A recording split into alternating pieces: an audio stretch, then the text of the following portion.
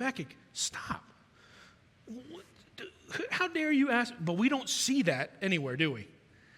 We see a loving father who looks at a hurting son and knows that he's going through it and says, bring me your questions. Bring me what ails you. Bring me what hurts. Bring me the ways you're trying to reconcile this in your heart. And he doesn't smite him down. He doesn't but he also doesn't change his plan. Okay? He also doesn't change because of Habakkuk's really well-argued point. Nothing changes here except Habakkuk, right?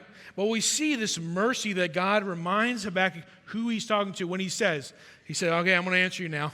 You're waiting at the watchtower. Here's what I need you to do. Write down what I'm about to tell you, right? I'm sure Habakkuk's thinking this is going to be different, but God's telling him to write this down because they're going to have to come back to it. He says, write it plainly so those around can see this.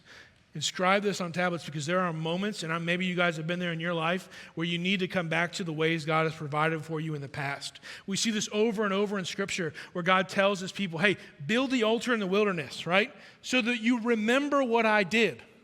Because we are so quick to forget God's provision when life is good, right? But then when life is hard again, we say, hey, God, we're here. What? And then we're like, wait, you got us out of this last time too.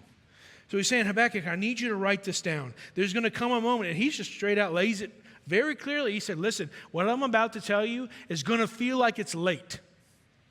It's going to feel like this is taking too long. You guys ever been there with God?